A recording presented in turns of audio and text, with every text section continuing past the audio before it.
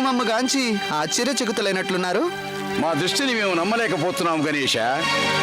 ఈ సమయాన నీవు మా ముందు ప్రత్యక్షమొకటి ఏమిటా అని. శుక్రాచార్య, మీరు మమ్ము ప్రత్యక్షంగా వీక్షించుట మీ భ్రమ కాదు, ఇది వాస్తవం. మేమే మిమ్మల్ని దర్శించాలని ఇచ్చటకు వచ్చాం. లేదు గణేష, లేదు. స్వయముగా నీవే ఇచ్చటకు రాలేదు. నిన్ను మా యజ్ఞపు శక్తి తీసుకుని వచ్చినది గజానన. నీవు మా ఆశ్రమకు వచ్చితివి, కానీ తిరిగి వెళ్ళదాలవు. నీపై మా యజ్ఞపు శక్తి విజయం సాధిస్తుంది, విజయం సాధించింది కూడా. ఇంకనూ యుద్ధం ఆరంభం కాలేదు కదా శుక్రాచార్య, ఇక విజయం ఎక్కడిది? నీకు తెలియదు గణేష, మాకు ఈ క్షణమున ఎంతటి గొప్ప విజయం సంభవించినదో నీకు మరొక విషయం కూడా తెలియదు. ఈ క్షణమున మేము ఏమి చేయుచున్నామో. మీరు మా కొరకు మహాయజ్ఞము చేయుచున్నారు శుక్రాచార్య, అది కూడా అపార యజ్ఞం. అపార యజ్ఞం? కానీ అది నీకెలా తెలుసు? మేము మీ మదిలోని భావనను చదవగలము శుక్రాచార్య. మా మదిలోని భావనలనా? అవును శుక్రాచార్య, మీరు ఎందుకు ఈ యజ్ఞంను తలపెట్టారో మమ్ము విశదపరచమంటారా? అనినా? శుక్రాచార్య, మీరు మా వినాశనాన్ని కాంక్షించి ఈ అపార యజ్ఞంను చేయుచున్నారు కదూ? నిస్సందేహంగా మా ఈ మహాయజ్ఞం నీ యొక్క వినాశనం కొరకే. మరి మీరు అత్యంత ఆనందింపవలే కదా. మీరు ఏ కారణమున యజ్ఞం చేయుచున్నారో అది ఫలించి మేమే మీ సమ్ముఖమునకు వచ్చితిమి కదా. మా యజ్ఞం ఫలించినది గణేష. మేము మా లక్ష్యమున సఫలత పొందినాము. మా ఈ యజ్ఞపు శక్తి నిన్నిచ్చటకు బంధించి తీసుకువచ్చినది. ఈ దినము మాకు లభించిన శక్తితో నీ వినాశనం తథ్యం గణేష. నువ్వు మా శక్తికి తల వంచి ఇక్కడికి వచ్చితివి. నీవే స్వయంగా రాలేదు గణేష.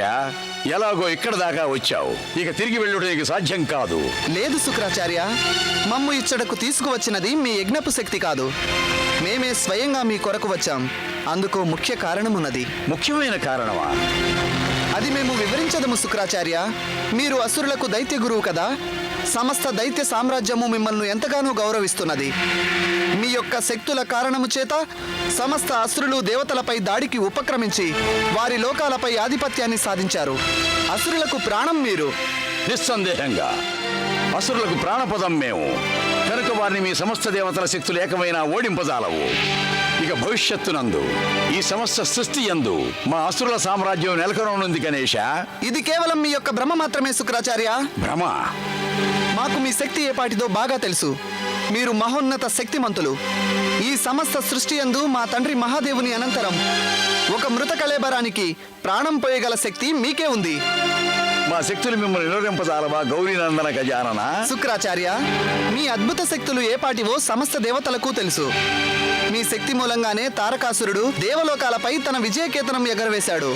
ఇక అన్య దేవలోకాలు కూడా మా స్వాధీనం కానున్నవి గణేష. మీ సమస్త దేవతల శక్తి ఇక మా ముందు నిలవజాలదు. దేవతలకు అంత శక్తి ఉంటే వారు మీతో యుద్ధం చేసి వారి లోకాలను మీ నుండి స్వాధీనపరుచుకొని ఉండరా శుక్రాచార్య? మీ సమ్ముఖమునకు వచ్చి మీతో యుద్ధం చేయగల శక్తి వారికి లేనేలేదు. కనుక వారు విజయం పొందలేరు గణేష. కానీ ఇకపై అలా జరగదు శుక్రాచార్య. మేము మిమ్ము హెచ్చరింపుటకే వచ్చాం. హెచ్చరింపుటక? అవును శుక్రాచార్య. ఏ విధంగా తారకాసురుడు ఇంద్రాది అన్యలోకాలను ఆక్రమించి వాటిపై ఆధిపత్యాన్ని చాటుకున్నాడో వాటిని అదే రీతిన దేవతలకు స్వాధీనపరచమని చెప్పండి. లేనిచో దీని పరిణామం మీకు వినాశన రూపంలో సంభవించును శుక్రాచార్య. గణేష, ఈ శుక్రాచార్యుని హెచ్చరించిన పరిణామం నీ యొక్క వినాశనం. నీ వినాశనం గణేష. మా ఈ ప్రతీకార జ్వాల ఆ సమస్త దేవగణాలతో పాటు నిన్ను కూడా భస్మం చేయక మానదు. మా అసుర రాజ్యం పట్ల నీ అహంకార ధోరణి ఇక నీవు ఇక్కడి నుండి కైలాసమునకు సురక్షితంగా వెళ్ళలేవు. నీవు కైలాసమును చేరుటకు పూర్వమే మా అసుర శక్తులు నిన్ను వధింపక విడవవు.